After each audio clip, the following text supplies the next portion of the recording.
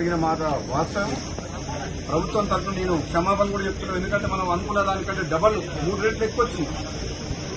రైతులకు ఇబ్బంది అయింది. కల్లాలల్లా 15 రోజుల నుంచి రైతులు ఇబ్బంది పడుతున్నారు. ఆ మాట వాస్తవం. అందుకని మేము కూడా చింతిస్తున్నాం అందరం.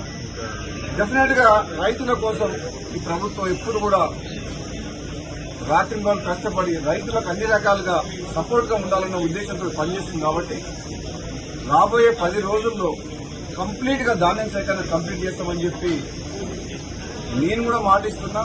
ప్రత్యక్షంగా నేను కూడా ఈ గోడౌన్ హ్యాండ్ ఓవర్ చేసుకుంటానికి అధికారులతో మాట్లాడి గోడౌన్ ఓనర్ ఒప్పుకోకున్నా సరే బలవంతంగా నోటీస్ ఇచ్చి తీసుకోవడం జరిగింది.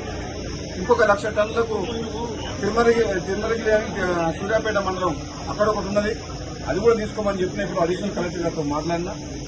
వచ్చే 10 రోజుల్లో ఈ ధాన్యం సేకరణ ఎప్పుడు ఇంత ప్రాబ్లం రాలే, ఈసారి వచ్చింది ప్రాబ్లం.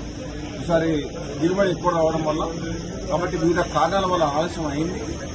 మా రైతు సోదరులందరూ కూడా దీన్ని పరిస్థితిని అర్థం చేసుకుని సహకరించాలని చెప్పేసి ప్రతిపక్ష పార్టీల అందరూ కూడా నా విన్నపం ఏంటంటే ఆలస్యమైన మాట వాస్తవం. మీరు కూడా ప్రజల పక్షాన చాలా సందర్భాల్లో మీడియా ద్వారా కానీ రైతుల పక్షాన మీరందరూ కూడా మీ పాత్ర పోషించిండ్రు.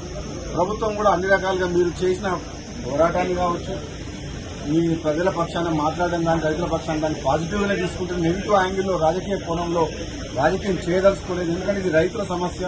రైతులను కాపాడుకొని వాళ్లకు అండగా ఉండాల్సిన ప్రభుత్వం, ప్రతిపక్షాలు అన్ని పక్షాలు అన్ని పార్టీల వారు సహకరిస్తే నెక్స్ట్ 10 days లో కంప్లీట్ చేస్తామని చెప్పి నేను మీడియా ద్వారా రైతులకు ప్రజలందరికీ కూడా తెలియజేస్తున్నాను. Thank you.